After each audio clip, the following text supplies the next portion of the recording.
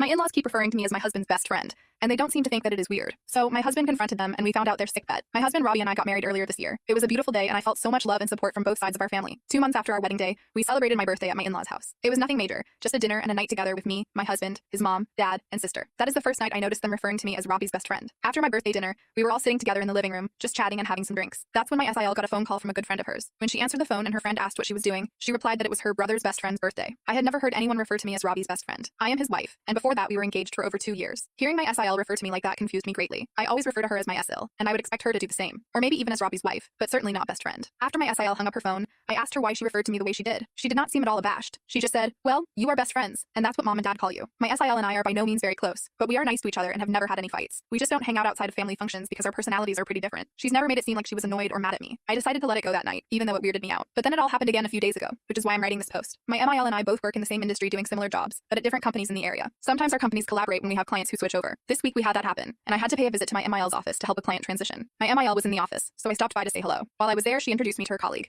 and once again I was perplexed by how she did it. She said, "This is my son's best friend," as I was shaking hands with a colleague. I paused and awkwardly said, "I'm his wife." The colleague looked confused, but my MIL continued to smile and didn't address it. Once we were alone, I asked my MIL why she referred to me like that. Just like my SIL, she didn't seem to act like it was weird at all, and said the same thing, "Well, you are best friends." The only thing that I can think to explain this is that in my vows to Robbie, I promised to continue being his best friend. Nobody acted like this was odd or special, and I feel like it's a pretty common thing to put in vows. So I'm not sure why Robbie's family seems to have clung to it, unless it has nothing to do with everything. I've spoken to Robbie about this too, and he is also perplexed by it. He asked his parents privately about it, and they gave him the same answer they've been giving me. It all just feels like some sort of bullying behavior to me, but I've never felt a sense of this from them before. Update. Unfortunately for my relationship with Robbie's family, SHT has hit the fan. Yesterday afternoon, Robbie and I were invited over to his parents' house for dinner. I have a big project due this week at work, so I needed to stay home and wrap it up. I told Robbie to go catch up with his family while I order a pizza. Apparently, this is when Robbie decided he was going to set things straight and figure out why his mom and sister keep referring to me as his best friend. Please keep in mind that I'm telling this story based on the details that my husband has given me. Robbie had a normal dinner with his folks, but they were all drinking a bit more than usual. Robbie decided to bring over some scotch that one of his groomsmen gave him for a wedding gift, so him and his dad were especially loose. Robbie and his dad tend to have guy time together after dinners where they hang out in his dad's garage and talk about car stuff and projects at home work. This is where Robbie confronted his dad about the whole situation. From what I can tell, it took some coaxing to get this information out of Phil, but eventually he admitted to Robbie that my MIL and SIL and him were all in on some sort of bet as to how long mine and Robbie's marriage was going to last. Phil bet that we would stay together, whereas Mill bet less than 1 year and Sil bet less than 6 months. Apparently there was a cash prize involved. I don't really want to know how much it was. Phil admitted that he believes the whole best friend moniker